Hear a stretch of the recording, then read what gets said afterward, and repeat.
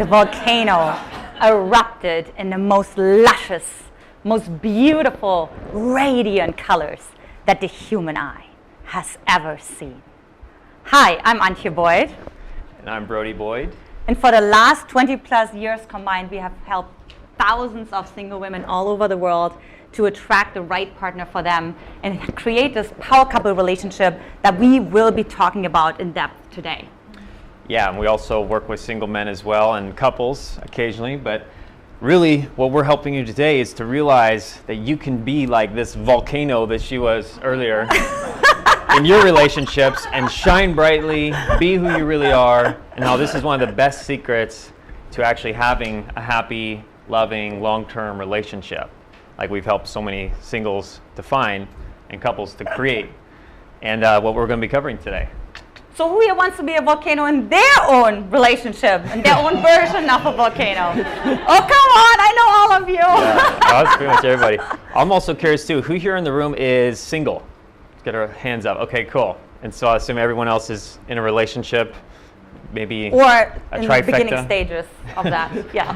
Okay, good. So we'll tailor the talk for both. Okay, awesome. So yeah, today we're actually going to really be diving deeper. We have three big points we're going to be covering today. Really going deeper. All these principles we're going to be teaching are going to be around really how does one create what we call a power couple relationship, where you can be changing the world together, you can be in business together potentially like we are, but having a loving relationship where you're in harmony, you're helping each other to grow, to become your best version of yourselves without loneliness or frustration or fear or feel like you're butting heads all the time, which we've been through that before in the past. And how to really create that without feeling like you're wasting your time or in the wrong relationship or just wasting your time being single or attracting emotionally unavailable people that just don't want to have that kind of same level of commitment as you do. Yes, and at the same time, it's also about trusting your power, that you don't abuse it. So many of us, and we'll be going into this in depth more, so many women that I see who come to me have such a big intensity and boldness about them, but they don't show up in that because their underlying fear is that, oh, I'm gonna abuse that. I can't trust that. It's gonna be like a wildfire, and I won't know how to contain it. So we're gonna be talking about trusting your own power as well. Yeah, so before we go deeper into our stories, there's another story I want to share. Oh, really? Yeah, then we share our stories. So there's a story from this village in ancient Thailand that had this big golden Buddha. And this big golden Buddha that they would come regularly, the villagers and the priests would come to worship at the Buddha and pay homage. And this golden Buddha just stood there like this grand, amazing sight that even tourists would come to see. And then one day, the news came in from this neighboring village. News came in of an invading army that was coming into the village that had this golden Buddha. And so all the villagers gathered around and said, what are we going to do? What are we going to do? This army's coming. And so they came up with a plan. They said, okay, we're going to hide everything and the golden Buddha, what are we going to do with the golden Buddha? He said, oh, I know, let's cover him in stone. So the villagers all gathered together and they started covering this Buddha up in stone and covered it up in clay until you couldn't tell it was a golden Buddha anymore, just this giant stone Buddha. And then, of course, the invading army came into the village and they captured and they conquered and took over and occupied this village for days, which became months, which became years, which became decades, and even generations. Generations and generations passed, and pretty soon the villagers totally forgot about this golden Buddha that was in their village. It had grown vines over it, and it was just there. And so generations passed. Eventually, the invading army had left, and they had been returned to their sovereignty. But still, the giant Buddha remained covered in stone. And then one day, this young priest was worshiping at this golden Buddha again. And while he was worshiping, one day he noticed this chunk of stone fall down. And underneath the stone, he saw this light shining out, this gold. And he was like, oh my gosh, this is incredible. There's gold under here. So he ran back to the village and he gathered everyone and they started chipping away at the stone, chipping it away. And pretty soon they uncovered again this giant golden Buddha. And they remembered. They remembered their history. They remembered the gold that was inside of their culture, of their village. And so that's another metaphor representation of the work that we do and what we want to talk about today. We feel every relationship has the potential for this golden side. Yes. And we all have this potential for the golden side of us. And sometimes we've had it since we were born. Other times we've created it and lost it. And we put this stone over ourselves and the stones over our relationships through fears, through old beliefs, through cynicism, skepticism, frustration, and we've forgotten there's gold here. And it's true, whether you're single, whether you're in a relationship, whether you're from Europe, whether from the US, whether you're 20 or whether you're 60, it's true for every single one. Yeah, every one of us has this gold, and every one of us will tend to get this stone at different times of our life. So we're going to start peeling that away, and that's a good metaphor to start to think about. We want you to start to think about your relationships. Is like, how can we peel away the stone? How can we get more vulnerable with each other? How can we be more empowered, be our best selves with each other to let our relationships shine out to the rest of the world? So who's ready to uncover their own gold today? Who wants to find their gold? Oh, come on. What about the rest? Come on! All right, awesome. So of course, we wouldn't stand here and wouldn't be able to appreciate where we are today if we hadn't gone through our own share of trials and tribulations. So in case you haven't uncovered my accent yet, I originally come from Eastern Germany, where I grew up in a communistic, very emotionally unaware household. As a matter of fact, I remember I was 18 months old, and I was trying to crawl into my mom's bed. And instead, she turned her back to me and she said, "Stör mich nicht!" And from this moment on, I knew I'm not safe. From that moment on, I knew I can't express my desires. They will stay unfulfilled. They will be punished and rejected. And it left me heartbroken. Because in that moment, I made a decision that I will make sure that I don't need anyone. And how many women do this? How many women decide, I'm going to make sure I'm not going to get hurt at this level ever again? So this is how it went on for years. By the time I was 8 years old, I went grocery shopping by myself. When I was 9, I was taking myself to athletics class, and it was dark at night. Unthinkable here in the US to let a 9-year-old bike by herself several miles to get herself to a sports class. Now, the thing that happened was I made a decision, but yet there was also this passionate desire inside of me that wanted to be loved. So I was split. I was completely split inside of myself. So guess who I attracted when I started dating?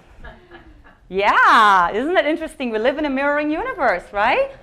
Yeah, so I attracted men who were also split in their emotional desires as well, also known as unavailable men, or the avoidant attachment styles that we'll be teaching about today.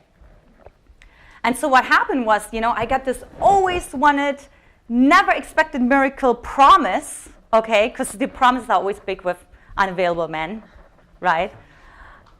Only to be completely crushed the next day.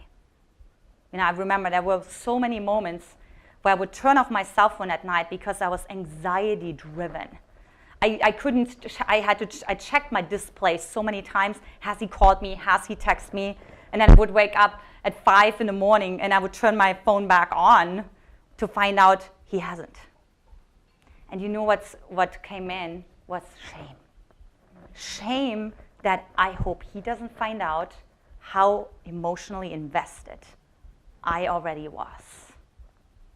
So then guess what happens? So like Brené Brown talks about the 3 shame shields, right? So I decided, I'm just going to pretend. So you're going to go against the shame, or you're going to go into the shame, or you're going to go away from it. It never happened. No, I just never made a request, right? You didn't hear anything. And how it looked like for me, I started to overcompensate and fed more into that ambivalent behavior, right, of an anxious avoidant attachment style. And so it was a complete disaster. So this went on year after year. The faces changed, but the behaviors of the men stayed the same. So I took a big risk. One thing I tell my clients all the time, if you want to have a big change in your life, you have to take a bold move. So I got myself out of Germany into UC Berkeley and studied personality psychology, studied attachment styles, to really understand how did the relationship with my mother directly translated into the dynamics I had with men. I mean, I love my mom, but I don't love her in like that way, right? So that was really confusing to me. And in the meanwhile, I was also studying a lot of workshops, understanding men, masculine and feminine dynamics. I didn't know any of this stuff, right? And what's funny was, you know, what happens is when you accumulate a lot of knowledge, we're talking with some of you that today, is that you got approached a lot. So I got approached a lot for my wisdom. So I started doing little circles and little workshops and support groups, right? My own version of the AA meetings, right? Soulmate Seekers Anonymous. Soulmate Seekers Anonymous, yeah. And it was really interesting because most of the women in there actually attracted rather fast, because it was really all about alignment. It was about laws that we applied. And I was the maid of honor a couple of times as well. So everything seemed great, except my dirty little secret was, it wasn't happening for me. And people are like, why not? You know, you're so accomplished. You're so beautiful. It should be like, who's here and who's heard that before, right? Like that men say, why are you single? Why are you still single, right? Why are you not married? Yeah. Or for those of you who do online dating, right? Like you get this all the time, why are you still single? What kind of question is that? So what happens is I uncovered I have blind spots that I wasn't aware of, right? It really stared me in the face because how can I know everything? I had a step-by-step system, a formula that worked, right? I mean, it really worked, but it wasn't working for me. And that's when I hired a mentor for myself who really helped me to be vulnerable without weakness. I just love what you shared, Jody. I'm like, yeah, I totally relate. Like, and really lean into my shame, lean into my attachment style, like set the boundaries and say no without guilt. And truly, through that alignment, begin to trust myself, to begin to trust my power, and to step into my unique essence without being apologetic about it. And just a couple months later, what happens when you align? You become a magnet. That's actually one of our brands is Magnetize the Man. Yes. Magnetize me. I met this little man here right next to me. And the next thing you know, like within a couple hours of meeting him, he told me that I'm the girl of his story. Now, mind you, I'd spent 10 years of men telling me they need to think about it, they need to figure out their life, they need to get to know me better. And here I am, have this man who's like, oh, you're it. Okay, great. We have a huge responsibility to humanity. Let's carry on with life. Yeah, well, we actually met, we can say a little more about how we met. We met in Hawaii. We were both living there at the time. And we met at a meetup. It was like a spiritual workshop in self-improvement group, which is one of the reasons why we do big workshops for singles, because that's kind of the same way that we met each other at a workshop. We think it's a great way. And then, yeah, that night I met her, I just said, wow, you're the girl from my story. Because that was like what I had written out. One of the things I learned, well, I'll tell you my story in a bit, but I had like written exactly what I wanted, my ideal woman. And I was just like, wow, you're my girl from my story. You're the girl from my story. And then 3 months later, we became boyfriend and girlfriend. And then yeah, there's a whole story. Yeah, got married a year after we met each other. Yeah, totally. Been married for 3 years, 3 months? Yeah, 3 years and 3 months, yeah. Yeah, so. But who's counting, right? I have to check with her. She knows like down to the exact seconds. So yeah, in my journey, it's interesting how we met each other because my journey was very similar to hers as well. So it's so cool that we found each other because basically my story is I grew up in a household where I felt very controlled by my mother growing up. I felt like she was always telling me what I could do, what I couldn't do. Like, no, Brody, you can't go out. You're going to give me a heart attack, Brody. Are you trying to kill me? What are you doing? You have to stay home. No, it's not safe. The world isn't safe. And so, of course, I just became like closed off. like, no, go away, I want my freedom. And like, really what happened was my heart closed. My heart closed. I did not want to be controlled by anyone ever again. I didn't, and she had good intentions. She loved me, but it was just this overprotective kind of dominant energy. You were talking about that earlier.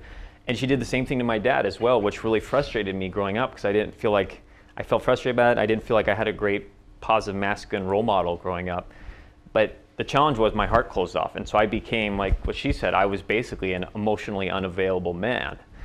And so my heart was closed off. And then fast forward, I was really frustrated about that. Fast forward a little bit and I got into college and really worked on breaking free of my parents' influence, becoming my own man. And I got into I did a little bit of work on myself. I started actually reading some relationship books and got a little bit of insights and was able to open my heart just a little bit. And I got into my first serious relationship in college. And we were together for about 2.5 years. And we had our ups and downs, me and her. Her name was Letty. And we were together and it was an okay relationship. But after 2.5 years of being together, and all the signs were on the wall, and it was just a slow decline. She ended up cutting it off and dumping me, and she left me because I do not blame her for that because I was not getting her what she needed. She was basically feeling starving in the relationship for real love and connection because I wasn't really fully able to give her that at my stage. And so, surprisingly, when she left me, I was actually very devastated by that, and I felt like I screwed up. I felt guilty, like, oh my gosh, what did I do to this woman? She didn't deserve this. And then I was feeling rejected and alone, and just my confidence was shot and gone, and I just didn't feel like a man, and I didn't have a great social life or social skills to turn to, because of that heart thing, I kind of pushed people away in general. And so because of that, I ended up entering this deepest depression of my life. And I was severely depressed for about 1.5 years after she left me. And I was super depressed with all those emotions coming up, all the loneliness, all the frustration. I remember one day I was actually in the depths of my depression. I was like deep in that cave. And I remember sitting in my car one day just feeling like, oh my God, like my life just is not working here. And I just felt this like black gaping hole in my chest, just like bleeding out. And I'm like, oh my God, I'd rather just like have my arm cut off or something because this is painful. This just isn't working here. And then it was in that moment I actually started having suicidal thoughts. And I started thinking about maybe I should just end this. Like, what's the point? This is suffering here. This isn't working. And so as I was having those suicidal thoughts, talked about mental attitude. Well, I had this stronger part in me come up. It was like this king inside that said, yeah, you could kill yourself. You could do that. But what if instead you did whatever it took to never, ever, ever have to feel that way ever again and create an amazing life for yourself? And I said, let's do that. And so I grabbed my stake and I put it in the sand. I said, yes, let's do this. And so I started this journey of just like studying everything I could get my hands on in relation to dating, women, building great confidence and social skills, communication, being the best man I could be. I read hundreds of books on the subjects. I ended up switching my degree. I was studying biology. I switched my degree to communications and interpersonal relationships. I'm like, at least that's going to get me closer to this goal. And I was so passionate about it. And so I ended up getting my degree in that. And then, and I also started just like going to all these different workshops and seminars and trainings, and I ended up like spending over $10,000 on all these different courses and communication and relationships and dating. And I got all this information, just like got all this information, was learning a ton. And the frustrating thing was, even with all this information I was pouring into my head, I still wasn't really able to connect with the kind of quality women that I really wanted to be with. And so that was really, really frustrating to me. It's like, why isn't this working for me? And so that's when just like what Antia did, I ended up looking and I'm like, okay, I need like a Yoda, I need like somebody, I need somebody to like take me under their wing and like show me what am I doing wrong here. And so I actually ended up, because back then there was this whole what's called the pickup artist community in this whole world. But I ended up hearing about people, and I actually ended up finding this guy who wasn't part of that world, but I really resonated with and hired him as my coach, basically my dating coach. like my hitch. And and he took me under his wing, and he showed me like, dude, your attitude, you got to fix this, you got your beliefs. He helped me get my mindset right, get me on track, and also helped keep me accountable, taking action, taking the right actions, understanding women, how they think, how I was showing up, how I wasn't really getting it still, and helping me even open the heart even more. Because the beauty of my breakup was actually, I felt like cracked my heart much more open. It's just like took a knife and just like spread open the watermelon. And then so then I had this open heart, and I got this coaching, and then that was when I finally started having good connections with women. I actually started having a better social life. I actually started feeling better about myself, having more confidence. And I went through a period where I dated a lot of amazing women. I learned a lot about what I wanted and what I didn't want. But then eventually it led me down the path to meeting the lovely Antia. Ta-da-da-da! You popped out, yes. I popped out of the birthday cake. It's like, ah! No, it was like that. The angels are singing. No, it was actually when we met each other, it was like, yeah, it was just, wow, it's just the usual. I mean, it just felt so natural when we met each other, because we'd both done so much work on each other, on ourselves. We have done a lot on each other at this point. Yeah. But we'd done so much work on ourselves that we were able to, like, when we met each other, we just connected like this. I mean, it was like mental, physical, emotional, spiritual, all levels.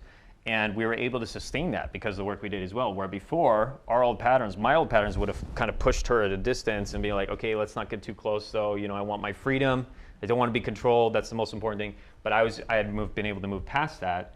And then your patterns as well of being really anxious, or the anxious attachment style, and being more needy, you might say. She had healed a lot of that as well. So we were actually able to have what we'll talk about today is called a secure attachment style, a secure relationship. But in the beginning, I was the runner, because when an anxious starts to feel safe, all kind of she becomes things. The runner first, because it's always coming back into balance, into your equilibrium first, before you can go into secure. So, which some of that came up in the early stages too. Like she tried to it took a little break bit up of with time, me at one point.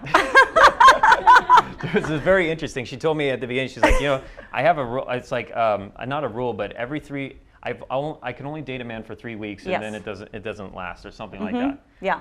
And then, of course, as 3 weeks starts getting closer, she starts acting kind of strange. And then we made it past that, and then she's like, oh yeah, but every man who makes it past 3 weeks, it never makes it past 3 months. And then soon enough, we start getting close to 3 months mark. And actually, I think she did try to technically break up with me at that point, but then, of course, we ended up reconnecting. But yeah, so it's an interesting journey. Even with all the work we've done on each other, it was still like getting to keep that relationship and building it and growing it. It still took some extra work. And so through all that journey, we saw going from this struggling and just not having a clue to finally feeling like we mastered this with the amazing relationship we have now, where we'd go on trips together, we support each other all through our dark stuff, we're lifting each other up, we're just like feeling safe with each other. Feels like our hearts are really safe. At least my heart feels fully safe, her heart. I feel like I get to be the protector of, and it's just something so beautiful compared to my last relationship. It's night and day. And I feel like we never would have been able to create that if we hadn't really intentionally said, we're going to master relationships. We're going to master dating, which we ended up kind of doing by default because we had no other option. Yeah. So that's why through these journeys, that's why we both became so passionate then about wanting to help other singles and couples to create an amazing, loving, supportive, long-term relationship. Yeah. So today we're going to talk about the 3 magical ingredients to have this juicy power couple relationship. Who's in for that? Oh yeah. Yay! Okay. I know if I don't get you a juicy, then I don't know. Okay. So we got to talk. First we're going to be talking about polarity, like how important polarity is in maintaining attraction. Secret number 1. One of the big secrets we learned on our journeys. Yeah. So we got asked a lot, wow, you guys work together, you live together. How are you still so snuggly with each other at all those conferences? They always put us in the back of the room because the speakers are distracted, and is that real? And so we want to talk about today, like, how do we actually maintain attraction, right? And what actually, there's laws that are at cause of that, of course, right? Yeah. And how to implement that into your everyday life. Would that be cool? Yeah. Okay, cool. So we'll start with, what is polarity? You might be wondering, what is polarity? You kind of talked a little bit about earlier about the magnets, right? That old saying, opposites attract. Well, polarity is really that. It is really opposites of energy in a relationship. where the difference creates this juice. It creates this magnetism. It's like, wow, you're different than me. That can only happen with the difference. If two people come together and they're too similar, there's nothing really interesting about that. It's like a brother and a brother coming together, a sister and a sister, or friends coming together, right? Yes. But when you have this strong difference, you create this energy and this chemistry. And so polarity in dating typically looks like, what it is masculine and feminine energy. The difference of the two energies that creates this interest, this magnetism that's built into us in a biological level. And this is a tweetable. One thing that we discovered in our journeys is polarity is the only way to create a sexual romantic attraction or chemistry. That is what creates chemistry. That is what creates attraction, is polarity. So the key for so many high-powered women that we work with, who are like got it all figured out, all the other areas of their life, they're on top of their game, right? It's a little harder to surrender into their body, just let go of control, and allowing the man to lead without them criticizing him, right? And saying, no, you should have driven to that restaurant, or drive faster here, or don't drive that fast. Or, I hear this all the time. Brody works with men. So he hears the opposite side of the spectrum, how those men are being treated by women, right? Yeah, so we see it a lot as the challenge that shows up in relationships with our friends, as well as people we just see in society. Is one of the big challenges we're seeing in relationships now is men. There's a trend right now where men are tending to become more feminine in their approach to dating and relationships. And you see it now also with more stay-at-home dads, more men that are letting the woman, be the breadwinner, which is fine. And we'll talk about how to navigate those dynamics, because actually the trend right now is women are making more money than men. Women are graduating at higher rates than men, getting more degrees than men. So the future essentially is holding women as the breadwinners and men is going to be more the stay-at-home dads. That's just the way that society is kind of moving right now. So we'll talk about how to navigate that conversation within this polarity conversation. But essentially that's the challenge, is men become feminizing themselves in relationship and women masculizing themselves in relationship, which creates a neutral energy. It's like we're friends and their chemistry goes away. Both in dating, this is an issue, as well as in long-term relationships. So when you hear of couples saying, oh, the passion went away, or the romance went away, or the sex went away, it's usually because she mothers him. She's not the lover to him, but she's like enables him. Chris was talking about this morning, right? That's such a typical, like making excuses from, oh, I understand that you get up late, or I understand, and gives him all the excuses and all the benefits of a doubt. Yeah. And then what happens too is like she develops her own trust issues, right? Because she's like, well, I gave him the benefit of a doubt, but did I give myself the benefit of a doubt too? And often when we look at that, it actually is not reciprocated. Yeah, so the polarity goes away and the chemistry and the romance goes away. So that's one of the reasons why this is such an important conversation right now for relationships and stopping the ridiculous, I don't know if I call it ridiculous, but just the very overtly, the divorce rate, basically. I mean, I don't know what the word would be, just the very extreme divorce rate, you might say. Historically, it seems like the divorce rates are a lot higher than they used to be. I mean, that's just the statistics. So this is one of the reasons too. So how do we stop this trend? How do we create happier relationships, more fulfilling relationships, passionate relationships, and passionate dating, so you can attract that person that you want to attract in your life without having them say, oh, I just think of it as friends, or, they're not really interested, or they go hang out with some other woman, or the guy hangs out with, or the woman hangs out with some other guy, because that's where they're getting that energy from. That's where they're getting that feeling of, oh, I'm attracted to this person. So that's why it's so important. In my over 1,000 sessions that I've done with single women, what I see, especially with the high-powered ones, who are just have their form filled out and everything is perfect, right? They're like, okay, did I forget anything? Okay, great. And then when we go into the vulnerability section, where you were talking about vulnerability too, right? So we'll touch on that today too. And we really go in like, what are the pain points? What are the challenges? What I'm noticing is they mentioned something just on the side. Oh, my mom, when I was 5, she told me, you're not going to count to nothing. And then they laugh. And that's how they really evade their vulnerability, right? And so now, why is that important? Well, first of all, it's important because she's incongruent in that moment. True or true, right? So the first part is like for her to really be with it, because what happens on a physical level, there's literally the sense of inadequacy, the sense of shame, of awkwardness, right? They even say something like, this is awkward. I'm like, you better bet it is.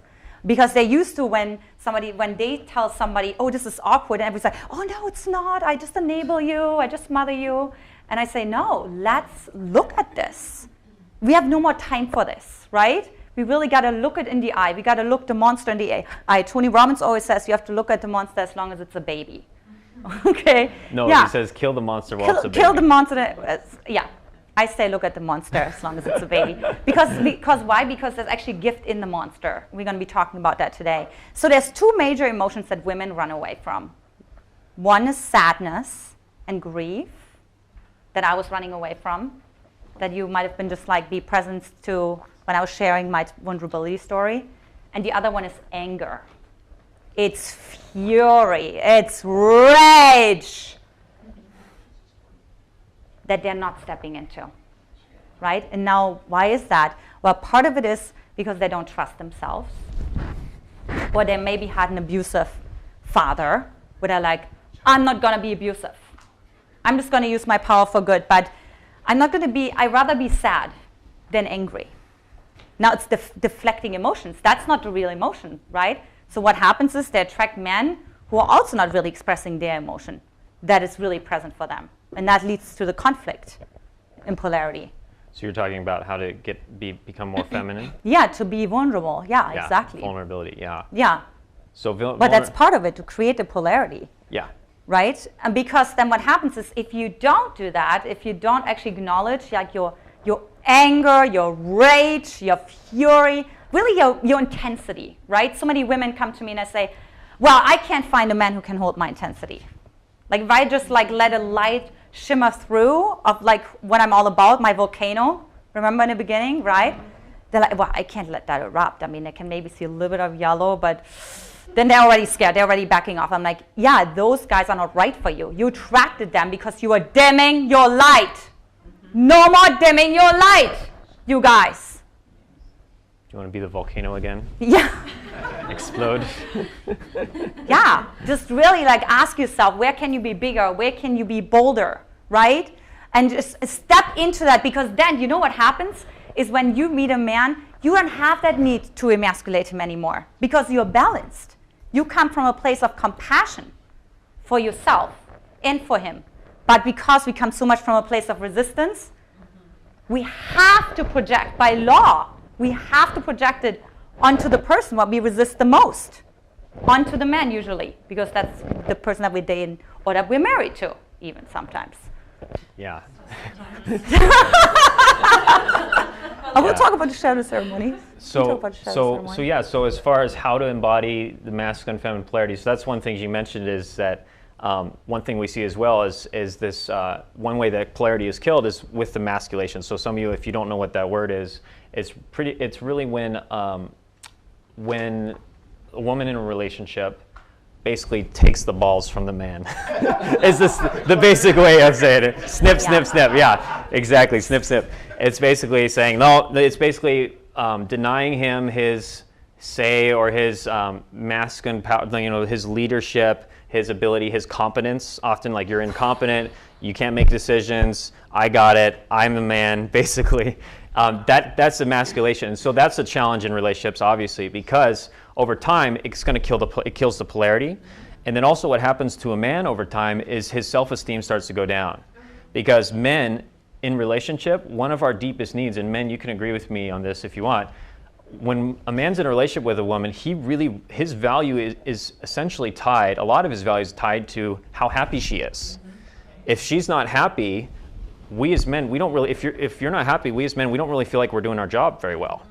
We're saying something's wrong, like we're not really providing what we could be providing, like we don't feel like we're valuable, essentially. Like what are we adding to the contribution? And that's what also happens with emasculation. If the woman in the relationship is taking charge, the man has to feel like, well, why do you need me? What am I here for?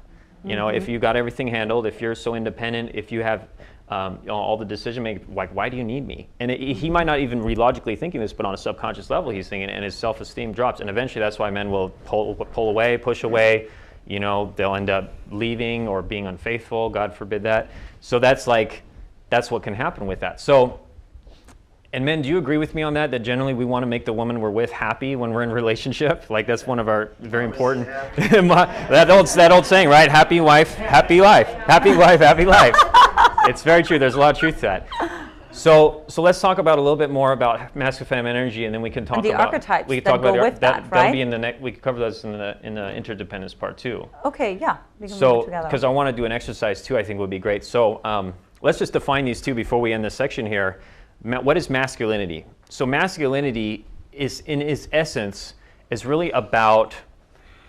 It's really about leadership, in a lot of ways. It is leadership. It is the penetrating energy, it is motion forward, it is taking action, it is getting things done and making it happen, you know, no matter what, just like, and it's just like in sex, right? That's the penis enters the vagina, the penetration and the receptivity. Yeah. So the masculine is about this energy, so it's really just penetrating energy. Don't get too excited.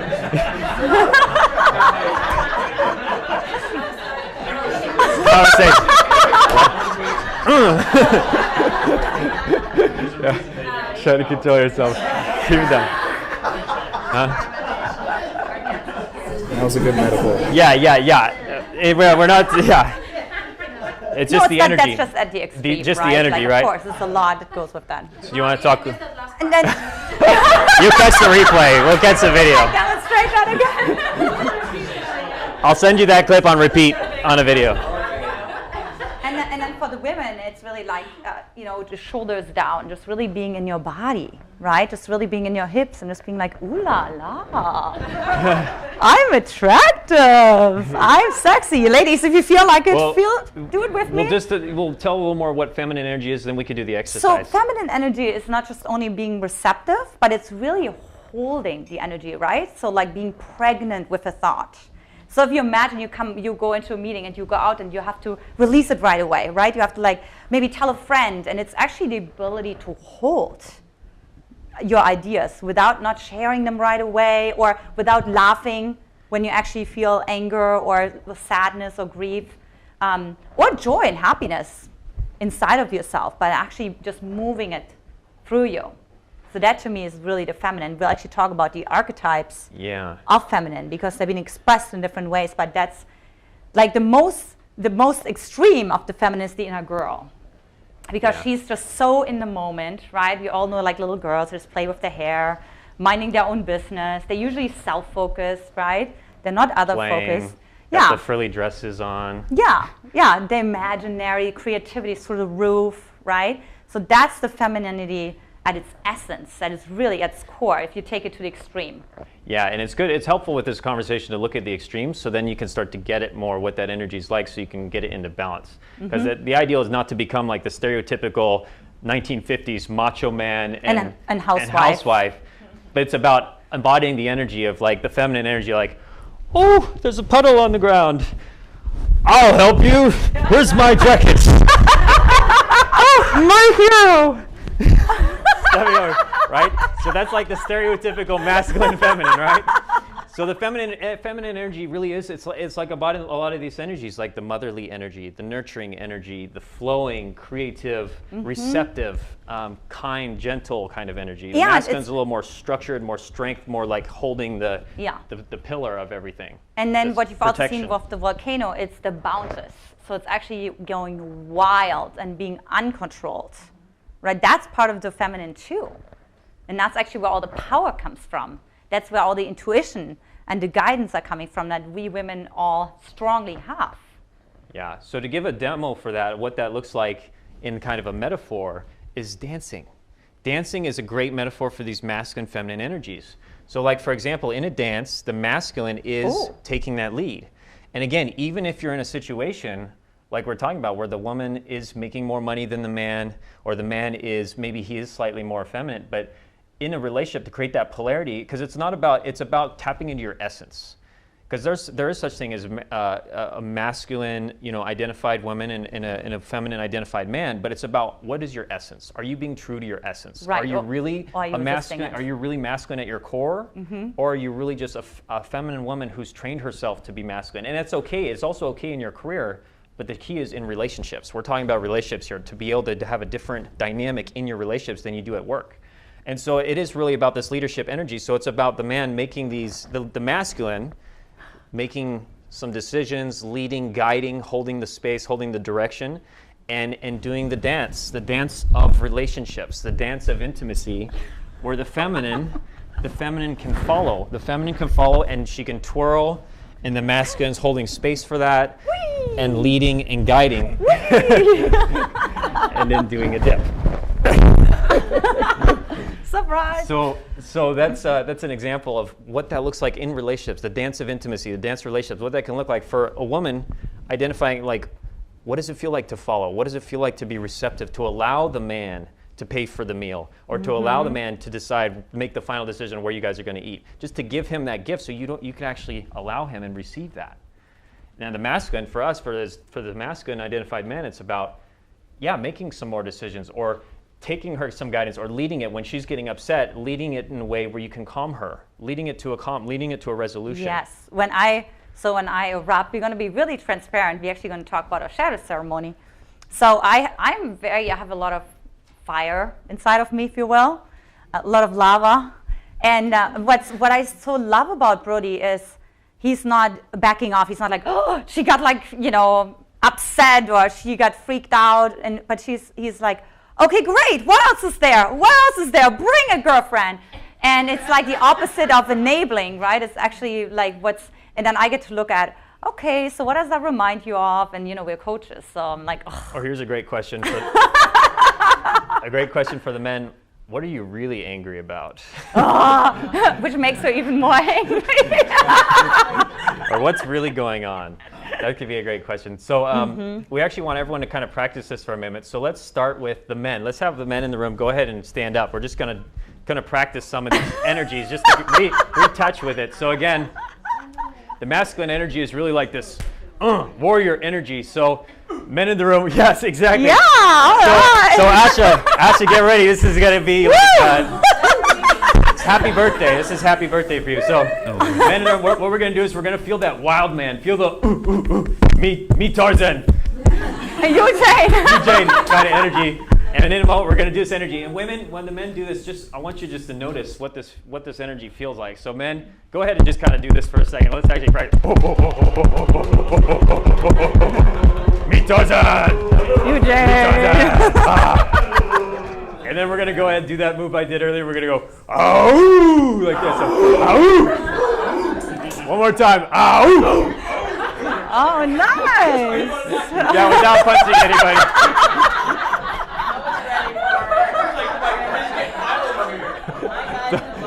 Don't actually penetrate right now. Just be practicing. Okay, hitting everybody. And then we'll just end this with a hip thrust and go, ow! Ow! Good job, right? Yeah. Women, give these men a round of applause. You're getting out of their comfort zone. Oh, I can't wait for the win. Yeah. Yes, question?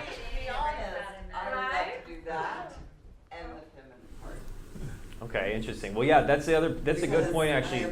Masculine, femininity, like everybody else in this room. Yeah, that's actually. It's more about like coming back into balance. We have both. Because you're exactly right. We all have both. Masculine, even if you're a woman, and sometimes you have more feminine. Yeah. Again, it's more about breaking through what you're resisting. So that exercise will bring out who you are true at your essence, and will remove all the resistances, like the gold Buddha we talked about. So what other layers are that are really keeping you from your gold? But wouldn't the men be the ones that should be doing the feminine one, and the women being the other one? Because a lot of times it is that way, where they're not in touch with the feminine side, and the women are not in touch with their masculine side. Well, in terms of polarity, we can go more into questions afterwards. So this, and we're kind of it's going to be a longer answer. So we'll do questions at the end. So we are kind of simplifying it. Like I said, we're getting to the extreme so you can really get it, and then. The idea is, yes, we do have both of these energies. We all have each energies. I have both energies. I can get and like I said, it can be in different areas too. So in your career, you might be a much more masculine person, and that's okay to be much more masculine in your career. Now, the challenge is if you're going into a relationship and you're still embodying all this masculine energy, and then what is he going to do? Now he has to be the feminine flowing, which actually can work. There can still be chemistry there. Now the challenge is that really your essence? Now if you're at your essence, a feminine identified woman, that's going to eventually cause challenges, and it's going to kill polarity eventually. So the key is in relationships to find what is your true essence and to be fully embodying that so that you can be fully embodying your essence. Through polarity, he will start to naturally embody his essence, and then now you guys can regain that chemistry and that passion. So we'll get more into that in a moment, but So let's talk about or we the can answer more women. questions at the end. But let's get the women real quick. How did you notice that energy with the men? What was your reaction to that? What did you feel? Yeah. Exciting? Was it a little scary? A little dangerous? A little scary? exciting? Okay, great. Cool. Okay, well now let's get the women up. All right, ladies. And just notice what you feel. Whatever you feel, just play with me. Everything is totally... Yeah, and whether or not you identify as feminine, this is just good to get in touch with the energy. Yeah. Awesome. Is Aisha going to do that? Yeah, no. For another All item. right, again, so All what, right, what I said before is a lot of women, I see this, like a lot of like shoulders up energy, but it's not a lot like embodiment and actually like walking more with your hips, having your hips be more open. So we're going to start with a few just like hips, swings, and just feel like I'm a lady. I'm a lady. Or if you don't like the word lady. And men. Yeah, I know. I'm a juicy woman. Woo. And men just appreciate. And just find your turn on. Find your turn on. And and just feel how that feels like for you. Start brushing your arm comfortable like this. it feels. Start to get into like the pleasure, the senses. Yeah. While you're swaying. Whatever comes up, awkward, if you feel silly, just go through the movements. And just find, yes, awesome. hips. Good. And then just tell yourself, like, I'm attractive. I'm magnetic. I'm feminine. Let's all say it together. I'm attractive. All the women. I'm attractive. I'm magnetic. I'm a woman. I'm a Not me, but yeah. Yeah, we are. There you All are. right. Yeah. And then- awesome. And then do the last one, which I love, is the ooh la la. Ooh la la. So let's do all the women together. 1, 2, 3. We're gonna do ooh la la with the hips. Ooh la la. Awesome. All right, feel it. Give the women a round of applause. Good job. Thank you for playing. Super awesome sports. So men. Yeah. How did that make the man feel? All right. He said, "All right." Like a man. Awesome. Yeah, he's in the back. He's recording. So I'm curious to hear like which one of the women felt like slight uncomfort, this is silly, like any kinds of emotions like that or any resistance that came up for you. It's just a little bit for me because I'm transitioning. I'm just learning to be submissive and to let the man lead. So I think this is So you ease like in. It's kind of, yes, exactly. You warm it up. Yes. Yeah. And so, Awesome. that's the key. Is just for everyone, just notice what came up for you in that exercise. Notice, was there uncomfort? Was there resistance? Did you like it? Yes. Was there excitement? Just to notice where you might be at with that right now in your own energetics. Great. Great. That's awesome. Yeah. you can see the effectiveness of it. Yeah. Let me respond maybe to this. For me, it was just feeling very sexy in my Yeah. body. Yeah. So it's nothing about being submissive or something. It's just like you're Yeah. the queen. So you basically you're walking, right? And Yeah. the man, so it's nothing to be submissive. Yeah, and you could use different words for it. Like, yeah, you could say submissive, or you could say receptive, or you can say flowing. Flowing. And it's also about like being aware. What is your connotation? Yeah. with Do you that? have a negative connotation with that energy? Like, Because do you that's push like it an away underlying and do you story.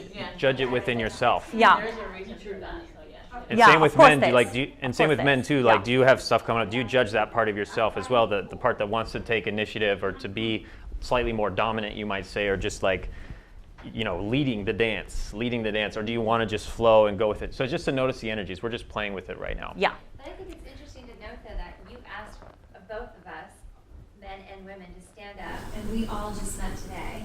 So, you asked all of us to be vulnerable. Yeah. And that was really, that was really hard. Yeah. I know. Well, everyone give yourself a pat on the back just for doing that. You guys are awesome for participating. Making yourself So, Yeah. It's really. Yeah, it's not about the sexy part. I'm like Opening, yes, exactly. Open is another great word for it. But to be open enough to be in front of people you don't even know. And Yeah. Opening, yeah. And the purpose of the exercise was not that everyone is like perfectly swinging their hips or what. It was really more about awareness, because you can sit here in your chairs and I can talk about on a logical level what vulnerability is, or I can have you actually get up and feel into it. And you will feel your own resistance towards it. Yeah, like, oh, interesting. Very different experience. It's like get some oil on the, loosen up the, yeah. So yeah, fully embodying. So yeah, so you that's can great. tell So we're a little edgy. We'd like to push it a little bit, but it's for the good, right? That's where a power couple. We did a shadow ceremony the night before our wedding. So we do this kind of stuff all the time. And the shadow ceremony is acknowledging each other's deepest, darkest fears and insecurities and stories around, sex, around relationship, marriage, whatever it is, right? To say like, I have this killer instinct inside of me, or I have this runner inside of me, or anything that could trigger the other person where you think, I can never share this with this person because she's totally gonna freak out, or he's gonna leave me, or he's gonna think I'm crazy, right? So what we did, we acknowledged it to each other, and then we acknowledged in our actual ceremony the deepest fear, so that it felt like really vulnerable. Yeah. So for me, it was the fear of not being good enough, because he's the whole package. I mean, all of my girlfriends always say, oh, Brody crowns me. Brody is so amazing. And so like everyone loves him. Wherever he walks, everything turns into gold. Thank you. Like the world bows to him, right? And so that was this part inside of me, because I had this from my mom, stör mich nicht, right? That's like, like you're not worthy, right? And do you want to share what yours was? Yeah, so again, mine was based on my story. My deepest fear going into marriage was I don't want to lose my freedom. I don't want to be controlled. Yeah. Because it's still lingering from my childhood. So that was a big piece that we recommend for everybody before they get married is do a ritual like that where you really uncover and are vulnerable with each other. Or even when you're married. Or in a relationship, or even early started dating if they're aware, if you feel like you're at that stage to where you can really stretch yourself to share your insecurities and your fears about the relationship, about the and then the great future. thing is you can work with it. So I said, okay, great. So marriage to you means sort of like being in a cage or something like that. So how can we rewrite that story? We're just talking about that underlying story. I said, well, great. So with this ring, I set you free. Yeah, that's what we did our marriage. So that helps my part that's afraid of being controlled. Like, okay, actually what if I could become more free in the marriage? Yeah. What if the marriage actually allowed me to become more expressed, more powerful? And so there's ways you can rewire some of this stuff so you can work with those insecurities. But if they're just repressed and hidden, then we would never have that conversation and never been able to really come into a conscious marriage. Absolutely. The way that we did. So, which leads us to the next topic, which is interdependence. Yeah. Which allows you to feel that freedom. Yeah, so interdependence is a huge piece of this. And so what we really do with talking about interdependence is, you were talking about this earlier, is using these things to come into a relationship where rather than being closed off, being too independent, or rather being codependent. So a good analogy is like, I need you, I can't breathe without you, all those love songs, right? Like, I'm gonna die without you. Please fill all my needs. Please, I'm like the umbilical cord, I wanna just plug it in and everything will be good. Plug it into each other. Yeah, right? Exactly.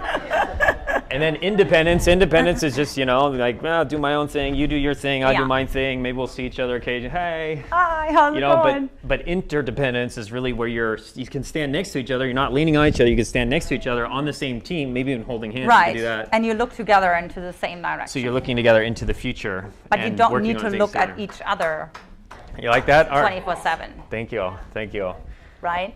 Yeah. So to understand interdependence more, we're going to talk about the archetypes of the feminine and the archetypes of the masculine. Yeah. Because we have there's only 5 minutes left too. Oh wow. How are we on for time? Little under 5. Okay, so great. Real briefly, the biggest piece is the reason why we started, because I worked a lot with anxious attachment styles who are highly codependent, right? We're giving all of their power away in secret hopes that they will get the reward back from the man, which of course they never did, because the man lost actually more and more respect for her, because he was waiting for, when do you say no? When do you set the boundary? I'm pushing you here. I'm like, I can't respect you because I have this wilder archetype inside of me, and I will push you till the end, right? Like little boys, little girls, they push as far as they can go. And so if there's no king, if there's no queen that keeps that in place, there's no respect, right? And so what we talk about, so we mentioned already two, which is the inner boy and the inner girl, and there's the king and the queen, the wild man and the wild woman, which that's really all about being unbound, being all going crazy, what I did in the beginning, just whatever comes through me. Sometimes it's like yelling into a mic, wake up, at a JV conference. I've done that before. So whatever comes through me that's like wild, that's totally uncontrolled, where people are like, is she crazy? Oh yeah, please tell me that, right? Because that's what charges people, but that's also what we are afraid to step, because that's how we do relationship. We're like, well, I can't be that big or that bold because he's gonna think, I'm too much. Yeah, who's afraid? Like, that was my biggest fear. Like, I'm too much. Like, I have to make sure I'm going to fit in. I'm not going to rock the boat. Because there's never going to be a man who's even bigger than me. Has anyone ever been afraid of being too much or wanting too much in a relationship? Before? Yeah. Yeah, definitely. So basically, to wrap this up. Oh my gosh. Yeah. Can you guys have some fun? Just want to make sure, because I had some fun. Because, like we were saying with the interdependence, that last piece here is actually there's a technical term for these different types. The avoidant, which is more independent, which I used to be more of avoidant, and then the codependent is called the anxious, which is the anxious attachment style, which Antia used to be more of that because she grew up not feeling loved. And then when you're able to be interdependent, we call it this called the secure attachment style. It's the secure attachment, yeah. Which is basically when you can get those two opposite extremes into balance. That's when you can find it. And so that's a lot of the work we do with our clients, is helping them balance these different parts and these old attachment patterns to be able to get into a secure attachment style, so you can attract a healthy interdependent relationship, not one where you drive each other crazy or the guy just leaves or you just leave, pushing away like the avoidance. So that's a huge piece of this conversation as well. So there's so much we want to cover, so much more we can go deeper into. Do you have a closing story? Closing story. How about the three little pigs? Yeah, so one pig built a house of straw, one pig built a house of sticks, but the pig that mastered his relationships built it with bricks. And then so no storms or no hurricanes or no wolves can blow it over. Thank you.